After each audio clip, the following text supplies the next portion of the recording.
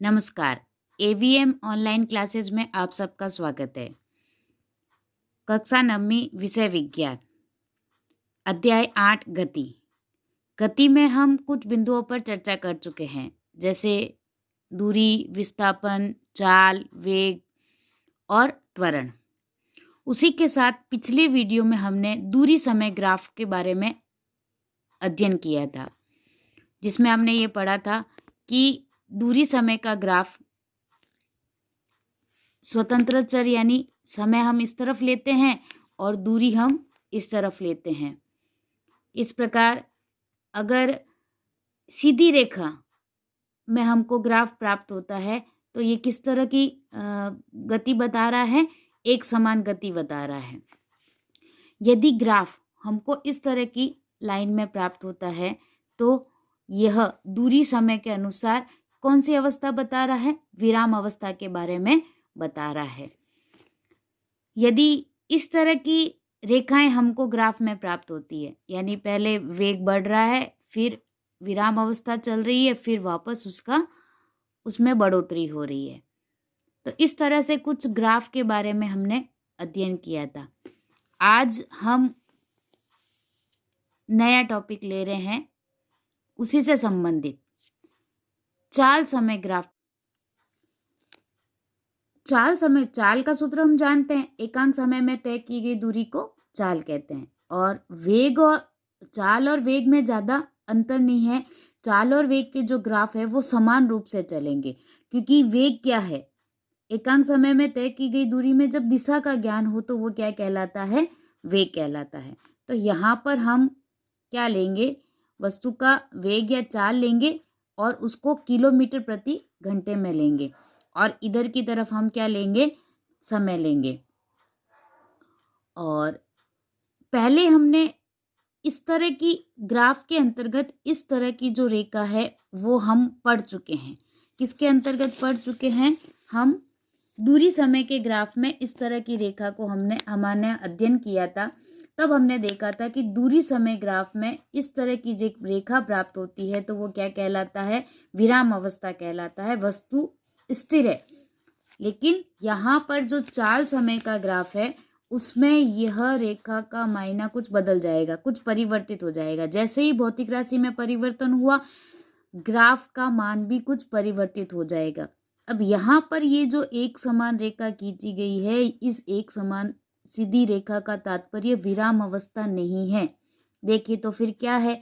तो देखिए, हम देखते हैं कि किसी समय हमने देखना शुरू किया, जैसे हमने किसी वस्तु की चाल को देखना या नोट करना शुरू किया, तो मान लो कि 8:15 हुआ, तो वो समय 8:15 उस समय को जब देखना शुरू किया तो उस समय को हम 0 मान लेते हैं। तो 0 समय में जब हमने देखना शुरू किया था तो वस्तु का जो वेग था वो कितना था? 20 किलोमीटर। वस्तु का जो वेग था वो क्या था? 20 था। 5 मिनट बाद यानी 8:20 पर जब हमने देखा तो भी उसका वेग 20 था। 10 के बाद भी जब हमने देखा तो इसका वेग क्या था? 20 था। 15 मिनट बाद भी हमने देखा तो इसका वेग क्या था?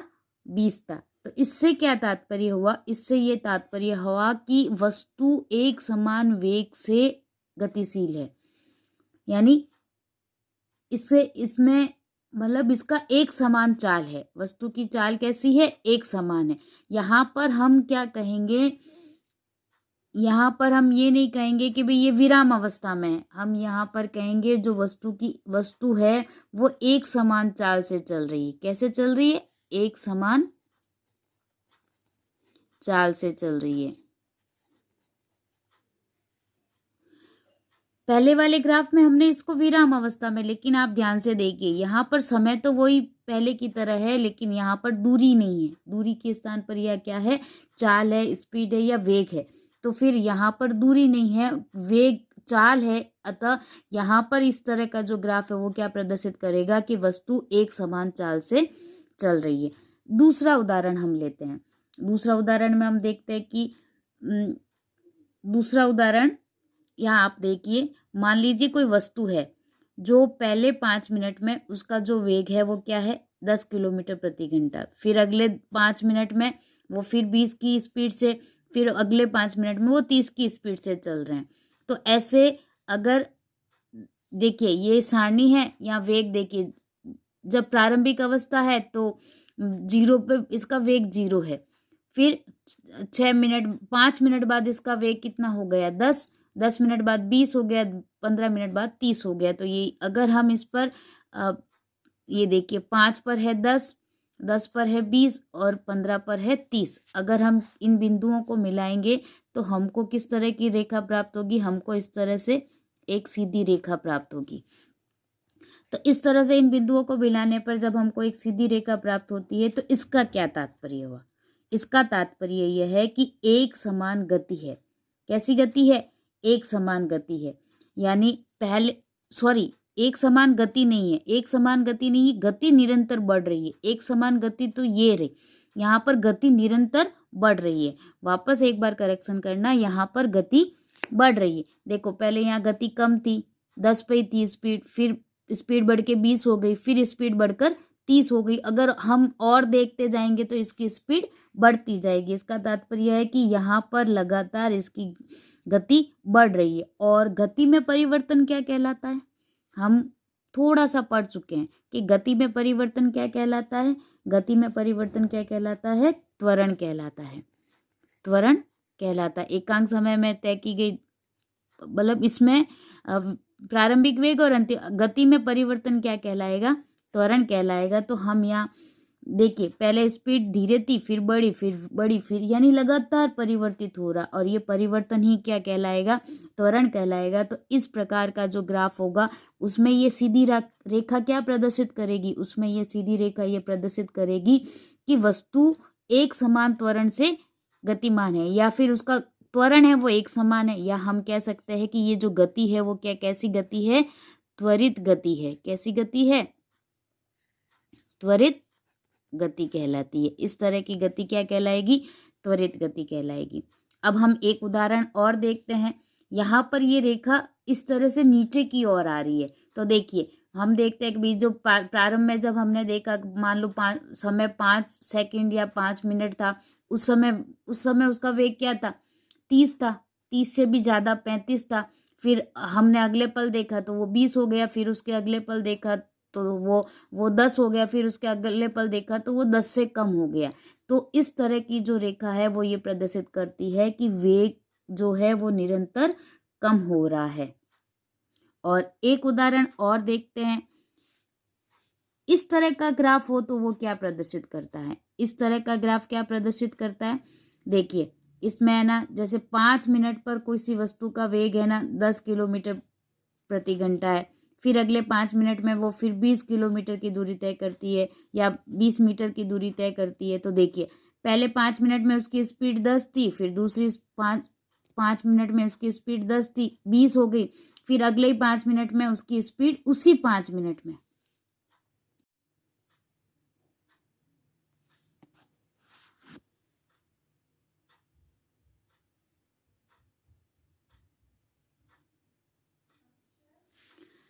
देखिए एक और उदाहरण देखिए। इस उदाहरण में हमने देखा अगर इस तरह का ग्राफ प्राप्त हो तो ऐसी सीधी रेखा जब ग्राफ की प्राप्त होती है तो फिर ये क्या प्रदर्शित करता है? ये देखिए ये क्या कह रहा है कि 5 मिनट पर हमने देखा तो उसकी स्पीड 10 थी, उसी 5 मिनट पर फिर हमने देखा तो इसकी स्पीड 20 हो गई, फिर उसी 5 मिनट पर हमने देखा तो उसकी स्पीड 20 से बढ़कर 30 हो गई। तो क्या ऐसा संभव है क्या? एक ही समय में किसी एक गाड़ी की 3 स्पीड हो सकती है क्या? ऐसा संभव नहीं है। एक समय में या तो उसका अगला समय होगा या पिछला समय होगा जब उसकी स्पीड बढ़ रही होगी या कम होगी। एक ही समय पर एक गाड़ी 3 स्पीड में 4 स्पीड में नहीं हो सकती, उसकी एक स्पीड हो सकती है। अतः इस तरह का ग्राफ क्या है? संभव नहीं है। इस तरह का ग्राफ क्या प्रदर्शित करता है? इस तरह का ग्राफ देखिए पहले उसकी स्पीड कम थी, फिर बढ़ी, फिर बढ़ी, फिर बढ़ी, फिर बढ़ी, यानी लगातार बढ़ रही है और बढ़ने का कोई सीक्वेंस भी नहीं है, बढ़ रही है, बस बढ़ रही है, बढ़ रही है। तो इस तरह का ग्राफ क्या प्रदर्शित करता है? ये असमान त्वरण से, ये असमान त्वरित ग्राफ को प्रदर्शित करता है। यानी यहाँ त्वरण समान नहीं है, बदल रहा है और जिसका मान भी कोई निश्चित नहीं है। एक और उदाहरण देखिए। इस तरह का ग्राफ अगर हमको सामने हो और तो हम उसे क्या पढ़ेंगे, कैसे समझेंगे कि ये क्या बता रहा है? ये तो आपको समझ में आ ही गया होगा। यहाँ हमने ये देखा, ये देखो एक सीधी रेखा, यहाँ थोड़ी स्केल आप स्केल से करेंगे तो ये आपको एकदम सीधी रेखा प्राप्त होगी। यह जो सीधी रेखा है ये क्या बताता है, त्वरित गति बताता है। तो ये देखिए यहाँ पर ये जो रेखा है ये क्या प्रदर्शित कर रही है, पहले उसका वेग बढ़ रहा है और कैसा बढ़ रहा है, त्वरित गति से बढ़ रहा है। फिर ये रेखा क्या कह रही है, ये यहाँ पर विराम अवस्था को नहीं बता रही है, ये इस ग्राफ को प्रदर्शित कर रही है, यानी इसकी चाल कैसी है, एक समान है। मान लीजिए कि हम घर से निकले, हमको जयपुर जाना है। जैसे ही हमने हाईवे रोड पकड़ी तो पहले हमने फटाफट स्पीड बढ़ाई, और हाईवे रोड पे जब हमारी गाड़ी चल रही थी तो वो एक ही स्पीड से चल रही थी। और फिर जब हमको लगा कि नहीं हमारा गंतव्य आ गया, हमको यहाँ रुकना है, तो धीरे धीरे हमारी स्पीड कम होती गई। तो इस तरह का ग्राफ क्या प्रदर्शित करेगा, इस तरह का ग्राफ ये प्रदर्शित करेगा कि पहले वस्तु की स्पीड है वो क्या हो रही है, बढ़ रही है, एक समान त्वरण से बढ़ रही है। फिर उसकी स्पीड एक समान हो गई, अब वो स्पीड में कोई परिवर्तन नहीं हो रहा, जिस स्पीड से यहाँ चल रही है वो लगातार कुछ मिनट तक, कुछ घंटों तक एक ही स्पीड से चल रही है। और ये ढलान क्या प्रदर्शित कर रही है कि लगातार उसकी स्पीड में कमी आ रही है। तो यहाँ पर देखिए एक चाल समय के ग्राफ में हमने कुछ ग्राफ देखे जो क्या बता रहा है, क्या प्रदर्शित कर रहे हैं। इन ग्राफ को आप ध्यान से देखिए, जब कभी भी हम गति के समीकरण करेंगे तो इन ग्राफ का हमारे साथ बहुत उपयोग रहेगा। इन ग्राफ के माध्यम से हम गति के समीकरणों को आसानी से समझते हैं।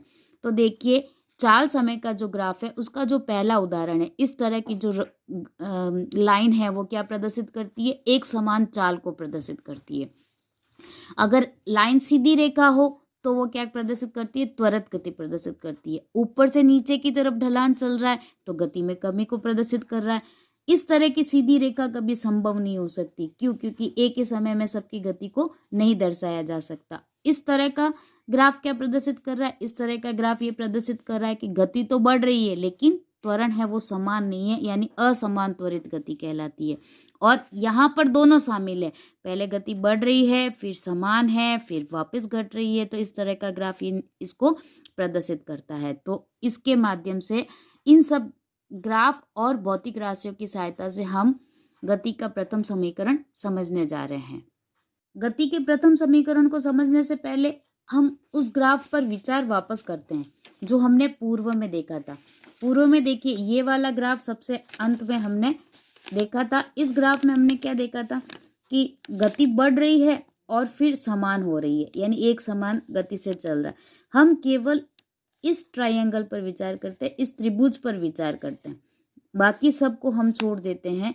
केवल इस त्रिभुज पर अगर हम विचार करते हैं तो हमारे इस त्रिभुज को लेते हैं तो कैसा दिखेगा, ये इस तरह का दिखेगा।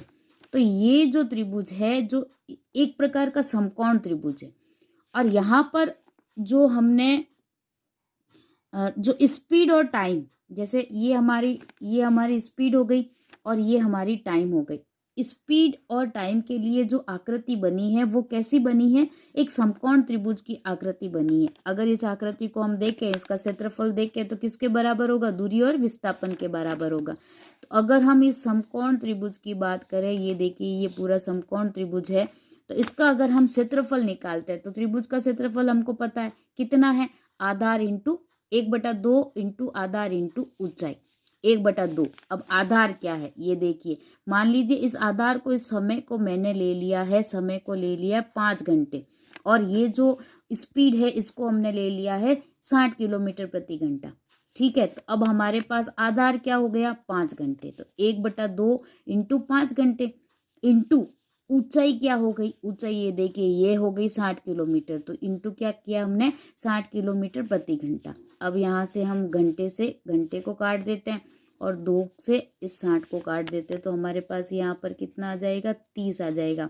15 5 को 30 से कितना हो गया, 150। और मात्रक क्या हुआ, किलोमीटर। अगर हमको कोई पूछे कि वस्तु की जो चाल है, क्या चाल है, तो चाल बराबर क्या हो गई, 150 किलोमीटर की स्पीड से चल रही है। वस्तु की चाल स्वतः ही ज्ञात हो गई। हमने क्या किया, कुछ नहीं किया, घंटे से घंटे को हटाया और इसके बाद हमारे पास वो जो वस्तु की चाल स्वतः ही प्राप्त हो गई। जो किलोमीटर दूरी व विस्थापन का मात्रक है, हम सबको पता है कि किलोमीटर क्या है, किलोमीटर दूरी और विस्थापन का मात्रक है। तो इस तरह का जो ग्राफ होता है वो क्या प्रदर्शित करता है, इससे वो स्पष्ट है कि कितने किलोमीटर चली वस्तु का चलने का मान कितना किलोमीटर चली, वो 50 किलोमीटर वस्तु चली। अब ये जो अभी ग्राफ, ये जो इस तरह के ग्राफ अभी हमने समझे हैं, इन्हीं ग्राफ का उपयोग आगे चलकर गति के प्रथम समीकरण में होता है। गति के प्रथम समीकरण को पढ़ने से पहले हम वापस इन भौतिक राशियों को देखते हैं। अभी तक हमने निम्न भौतिक राशियां समझी है। दूरी और विस्थापन, जिसको हम s से प्रदर्शित करते हैं, समय जिसको हम t से प्रदर्शित करते हैं, वेग बराबर विस्थापन बटा समय यानी s बटा t, वेग v बराबर विस्थापन बटा समय यानी s बटा t। और वेग क्या होता है? वेग जिसमें दिशा का ज्ञान हो। त्वरण के बारे में हमने पढ़ा कि वेग में परिवर्तन की दर बटा लगा समय यानी v माइनस यू बटा टी। इन सारी भौतिक राशियों का जो गति के समीकरण पढ़ते हैं, इन भौतिक राशियों का इन गति के समीकरण में उपयोग होता है। इन्हीं के आधार पर हम आगे के समीकरण को समझने जा रहे हैं। चलिए देखते हैं गति का पहला समीकरण। अभी हमने जो गति का पहला समीकरण लेने के लिए हम एक ऐसे ग्राफ पर विचार करते हैं जिसमें ये सारी भौतिक राशियां जो हमने पढ़ी हैं, वो सारी भौतिक राशियां उस ग्राफ के अंतर्गत आ जाए। तो हम एक ऐसे ग्राफ पर विचार करते हैं जिसमें ये भौतिक राशियां उपस्थित हो। सबसे पहले मान लेते हैं कोई वस्तु है और वो वस्तु एक वेग से चल रही है। माना कि ये वस्तु का वेग है, वही एक्स अक्ष लेंगे, वाई अक्ष लेंगे। यहाँ पर हमने टी लिया, यहाँ पर हमने वी लिया और यहाँ पर ये इसका मूल बिंदु। अब यहाँ से हम देखते हैं कि माना कोई वस्तु है जो यू वेग से, प्रारंभिक वेग से चल रही है, जिसका प्रारंभिक वेग क्या है? यू वेग से चल रही है। फिर अगले समय में हम देखते हैं तो उसका वेग बढ़ रहा है, और फिर और अगले समय में देखते हैं तो उसका वेग बढ़ रहा है। तो मान लेते हैं कि टी समय पश्चात उसका जो वेग है वो बढ़कर परिवर्तित होकर क्या हो जाता है? v हो जाता है। तो हम क्या करेंगे इसके लिए? सबसे पहले आप वापस ध्यान से देखिए। माना कोई वस्तु है जिसका प्रारंभिक वेग u है और t समय पश्चात, एक निश्चित समय t समय पश्चात उसका जो वेग है वो बदलकर क्या हो जाता है? v हो जाता है। तो हमें इस तरह का एक ग्राफ प्राप्त होता है। अब यहाँ पर इस तरह का एक ग्राफ प्राप्त होता है। तो यहाँ पर जो वेग बदल रहा है उसको हम क्या कहेंगे? त्वरण कहते हैं। जो परिवर्तित वेग है वो हम क्या कहलाता है? त्वरण कहलाता है, क्योंकि त्वरण क्या है? वेग में परिवर्तन की दर है।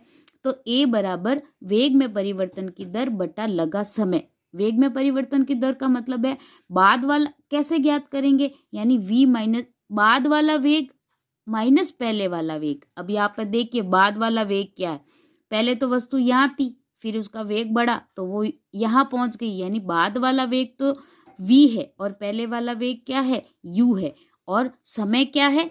t दे रखा है। कितने समय में बढ़ी? तो समय क्या दे रखा है? t दे रखा है। अब बुक्स में कुछ ऐसा भी दे रखा होता है कि ये O है, ये O बिंदु है, ये A है, ये B है, ये C है, इसको हम D मान लेते हैं और इसको E मान लेते हैं। तो इस ग्राफ के इन बिंदुओं को हम अगर इस सूत्र में रखें तो बाद वाला वेग देखिए, बाद वाला वेग हो गया ये A O से लेकर B। बाद वाला वेग क्या हो गया? O से लेकर B।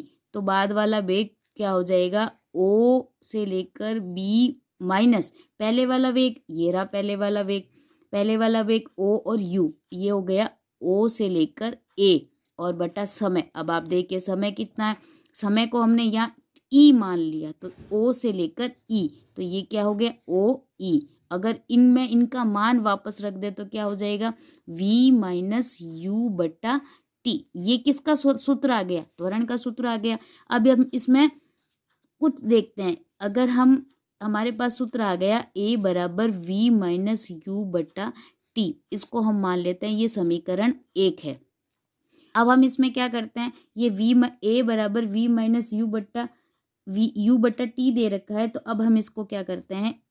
a t बराबर v माइनस यू, या फिर इसको हम ऐसे भी लिख सकते हैं v बराबर u प्लस ए टी। ये हो गई समीकरण हमारी 2 और यही गति की प्रथम समीकरण कहलाती है। यानी गति की प्रथम समीकरण क्या हो गई हमारी? v बराबर u प्लस at। ये गति की प्रथम समीकरण है। अब आप यहाँ पर जो हमने u कुछ समय पश्चात लिया है, यहाँ क्यों नहीं लिया? क्योंकि अभी तक तो हमने सारी राशि यहाँ O बिंदु से 0 बिंदु से शुरू की थी, लेकिन इसको हमने कुछ समय कुछ आगे की स्पीड बढ़ा के लिया। तो अगर हम ये प्रारंभिक मान अगर हम u का मान प्रारंभ से लेते तो वो 0 हो जाता, और जब u का मान प्रारंभ से लेने पर वो अगर 0 हो जाता तो उसका त्वरण नहीं निकल पाता। इसलिए हमने u का मान उस एक चलती हुई वस्तु यानी जो प्रारंभ से ही गतिशील है उसकी गति को लेते हुए हमने माना एक कोई वस्तु है जो u वेग से गतिमान है, फिर उसका वेग बढ़कर v हो जाता है t समय पश्चात, तो वेग में परिवर्तन की दर, और इस प्रकार से हमें गति का प्रथम समीकरण प्राप्त होता है।